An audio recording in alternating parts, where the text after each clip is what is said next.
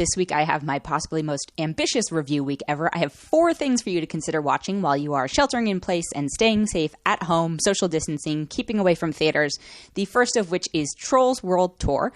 And I am going to note that if you had kids, this came out last Friday, you probably already watched this. So this is not really for the parents because I'm sure you are bored and looking for content and needed something new, and so you probably paid the $20 to watch Trolls World Tour, and that's totally fine. This is for the review for the people who are like maybe on the fence, maybe didn't want to watch it when it first came out, or still considering, and now we're like really hitting that desperation time. So basically the childless adults out there. I don't think this is worth $20. Money is going to be tight these days. You have to be considerate about what you're spending it on, and I'm sorry to say that, Trolls World Tour, not worth $20. Maybe $9. Most likely just wait for it to come out on like HBO or whatever the service it's going to come out on. That I think Universal puts this out. So we'll see. But it will be, of course, eventually on something. And this is not to shade any of the people who worked on this. Like, obviously, people work hard on these films. I have friends who work at DreamWorks. I'm sorry if you're listening to this. The earlier on in the movie that I could accept that this was just going to be a glorified animated music video, I think the better off I was. And like the music is poppy and fun, and there is more of a variety of music. I will caveat, you don't have to have seen the first Trolls movie to understand this film. It's not that deep. They do a brief recap of the first Trolls film. It's pretty easy to get into the concept. I remember seeing the first Trolls film, feeling it was fine, it's cute, it's whatever. Again, I am not the target audience. The music is very catchy. So this one, it just plops you right into the world of Trolls. And again, I am just so fascinated that they took the ugliest children's toy ever and made it into like a slightly cuter animated world. I do love the textures of the world of Trolls. I'll give them that compliment. Yeah, so basically, glorified music videos, sing-along, mashups. And I do love a good mashup. Like, who doesn't love a good mashup? They do a great job with the music, mixing things up. You're following Anna Kendrick's Poppy and Justin Timberlake's Branch. They're trolls. There's this whole premise of different trolls have different music styles, and they came together and blah, blah, blah. Now they're apart. And then Rachel Bloom plays a Queen Barb, who's a rocker troll who wants to turn everyone into rocker trolls. And again, whatever, who cares? Like I said, this is not a design for adults without children. There was one point where it gets a little weird with the kind of hip hop trolls, and it started being this like weird allegory for what I assume is kind of race and cultural appropriation, and like differences do matter, and we can't all be the same, and variety is what makes us different, but also like stop taking our style. I don't know. It started to scratch the surface of that a little bit, and then I went, oh no, this is way too heavy of a subject for a Trolls movie. Bye-bye. The voice cast is, very famous. You've got your Anna Kendricks, Justin Timberlakes, Rachel Bloom, Flula Borg, Kelly Clarkson, James Corden, Jamie Dornan from 50 Shades of Grey is in it for some reason. Not really known for his singing. Mary J. Blige is there. Charlene Ye. It's short, 110 minutes. It moves along very quickly. Like I said, you don't have to see the first one. You really don't have to see a lot. Really, what I would possibly suggest doing is just like getting the soundtrack and listening along to that. Like that might do it for you if you're really interested in it. But unfortunately, I can't really, again, for childless adults, if you are a parent, this is a fine, fun, happy way to entertain your children for a good 110 minutes. For the rest of us, probably not. So for again, adults, childless crowd, I'm going to only give this 3.1 out of 5. The next film I have this week is called Tigertail, and it's streaming on Netflix, and it also came out last Friday. And I didn't watch this for a little bit because the trailer really got me, and I was like, I'm going to bawl through this whole thing. My mother, it's about a Taiwanese immigrant. My mother is from Taiwan. Like, it's about a father-daughter relationship. And again, while it's my mother who's from Taiwan, like, the whole immigrant-parent relationship thing is something that, like, really gets to me sometimes, and in a good way. Like, I am vulnerable, and I am the prime audience for that type of stuff. Unfortunately, kudos to the trailer editor because he really got me. The film did not quite live up to the expectations it set forth. I have a lot of complicated feelings about Tigertail. So it's written and directed by Alan Yang, who worked on Master of None. I think he's very talented. I just don't think he quite has found his finesse as a filmmaker yet. Again, of course, I talk about this constantly. I appreciate stories of representation, and I always want to try and support them. And I think you can still support it and also be critical of it. There's a phrase I heard recently called narrative plentitude, and it's from, and I'm going to butcher his name, and I'm so sorry, Viet Trinh Nguyen, who's an author. And, I think it's okay to have mediocre stories that happen to center around your culture, race, etc., like nationality. We actually kind of need those. Not everything can be The Farewell, right? If you look at the breadth of, for lack of a better word, white or Caucasian or European films out there that are middling to mediocre to bad, that's okay. And we accept that. Like, everything can't be the gold standard of whatever. And unfortunately, like, Tigertail is going to be one of these, like, middling, like, good attempt films, but it's not going to be the best film you see all year, and that's okay. I think for me, it fell into a lot of cliches, and I did have to check myself and say, like, hey, are these cliches because I'm familiar with the culture that's involved, right? Like, are these cliches to basically Asian people, and in particularly probably like Taiwanese and Chinese people? Probably. And I think, anyone coming from a similar background is going to see a lot of cliche in this. So the good thing about this is that it might actually be a good gateway for people who are not familiar with these cultures. The story itself is something that probably a lot of people can relate to, but there are some nuances that are specific to this. It centers around it's told in multiple kind of timelines and generations, in that it centers around one character, and he's a young kid growing up in Taiwan, and there's a lot of political stuff that I won't get like too much into, but Taiwan basically, there were a lot of questions, and are a lot of questions about, like, is it independent? Is it not? Depending on who you ask. And so, him growing up, his mother being super poor, Mandarin being brought in as like the supposed like official language, all that stuff, there's a whole culture identity there that, like, again, this movie could have gone into, but didn't. It tried to. I think it wanted to and tried to a little bit, but it didn't. It was trying to do too much at once. So this kind of got glossed over.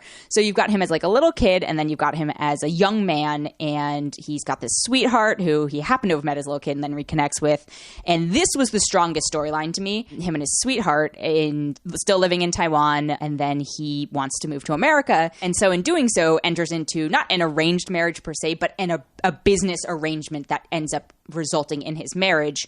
And so he moves to America with someone who he is not in love with. She's very nice and fine, but he's not like super head over heels about her. It's a business relationship, and she goes along with it too, because she, I assume, wants to move to America, et cetera, et cetera. Those two parts of the story I thought were the strongest, right? It's like, hey, this is just a love story, right? It's like, what are you willing to sacrifice? I think anyone from any culture can relate to feeling responsibility over pursuing, quote, true love. And I thought it was like well acted. And then there's the next chapter of it, and this is told like not quite linearly, but the next chapter of it is him and his now wife in America and struggling as immigrants, and that whole building of a life here and feeling isolated and not having people of the same culture around them. They moved to New York, and again, a lot of this stuff I was like, I can understand and relate to this, but it's still not doing it in the best possible way. Like, it happens to be lucky in that I think a lot of people who are watching can relate to it, but it's not the best form of this storytelling. It's just not refined. It's very blunt. It's relying on a lot of like cheap tricks, basically. And then finally, the last story it delves into is, the same character, as a fully grown man, as a middle-aged man, and his relationship with his adult daughter. And that, I think, is a lot of Alan Yang trying to work out his own relationship with his parents. And I think, again, as a fellow child of immigrants, or an immigrant, I can understand this part the most, but it was also the most poorly executed. Like, it's like, oh, there's like a scene at a piano recital and she messes up. And I think like every Asian kid who watched this is like, oh no, I feel so bad for her. But then the acting is like mediocre for the main actress. And again, no offense to her. It's just, it wasn't the strongest thing I'd seen. I don't think I'm selling this super well. And I think that's part of the problem, right? It's like, I wish I could come to you and say like, oh my God, Tigertail is so moving and beautiful and amazing, and I want you to go see it. But I have to just say like, I think there is something to be gained a little bit from seeing the representation on screen. I think if you are not familiar with a lot of the cultural kind of challenges that a lot of people who are from East Asian backgrounds face, or are common to them, like, this is an interesting way to kind of dip into that world if you're interested in it. But overall, it's just kind of like a cliche parent-child. Again, to me, it was cliche because it's a story and group I'm familiar with. But overall, just as a piece of film, it is not the strongest thing ever. I think there's like a lack of cohesion. I think the story editing could have been stronger. Visual style isn't there yet. It felt very freshman effort. This is not to say that I am not excited for whatever Alan Yang does in the future, because I think there are grounding elements here. But I think overall, like, this is a good try, but it's just okay. So I'm only going to give this 3.3 out of 5.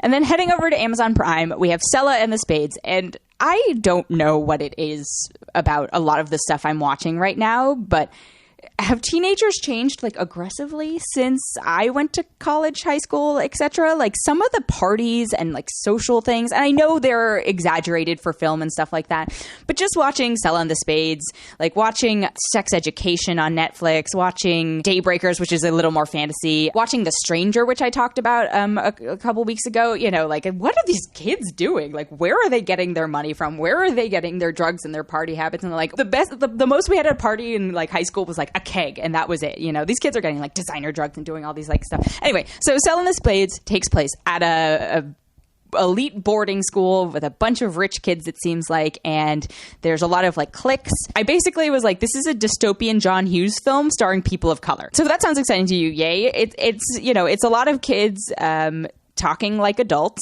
and engaging in like crime, basically. Like they have this whole little like drug ring going. There's a lot of like social cliques and stuff like that. There were some really interesting moments between the character of Selah, and she's basically the queen bee of the school, and then there's this young underclassman who like she's sort of grooming to possibly be her replacement. Selah's played by Lovie Simone, and her replacement or protege is played by Celese O'Connor. And there were some moments between that I was like, ooh, this is starting to be good. I was like, is this about like budding lesbian sexuality? Is this about like female friendships? What is this about? And it starts to go there, and then it backs away. And it starts to go there, and it backs away. And I was like, this would have felt like a much stronger film to me. Like I was like, oh, I guess this film is sort of like about power in the hands of like a normally disenfranchised or marginalized group. Like basically they swapped in a bunch of kids of color, but I feel like I've still seen similar films to this. The other thing is there's no consequences to anything. Like at the end of the story, just I felt like, I'm not going to spoil it, but I just was like, what happened? You know, it's just kind of like rambling. So I feel like it's more of like one of those like portrait films instead of like a plot driven one, but it's trying to pull from plot driven things. And so I'm like, decide what you want to be. It's one of those films that's not succeeding by trying to do too many things. I think overall, I think it's like trying to be very stylish, but not succeeding at substance. It's a short film, so if you want to give it a try, go ahead. But I'm only going to give this 3.3 out of 5 as well.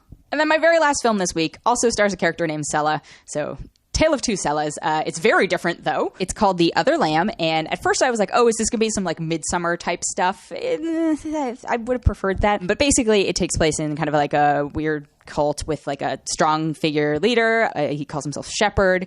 He has a cajillion wives and a cajillion children by those wives, and everyone's a lady. It was a very weird journey. Like, there were moments where I was like, oh, this is really good.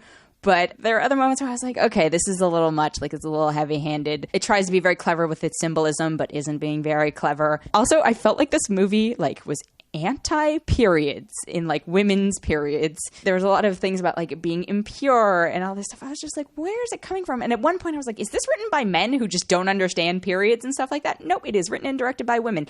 So, a little confusing there. But ultimately, like, I don't know how to say this. Like, it was fine. I actually maybe wanted it to be a little more extreme. I will say I give a lot of credit to the lead actress, Raffi Cassidy. She has been in a bunch of stuff. I was like, where do I know this girl from? She also, this is not meant to be rude, she just reminds me of, like, a female Daniel Radcliffe. She has very striking, like, dark features, blue eyes. Her facial structure is a little bit like Daniel Radcliffe. But I was like, oh, what have I seen her in before? And I realized that she is from Killing of a Sacred Deer, which I actually, if you want to watch like weird movies, like that one is one you should definitely check out. She was also in Vox Lux, Tomorrowland.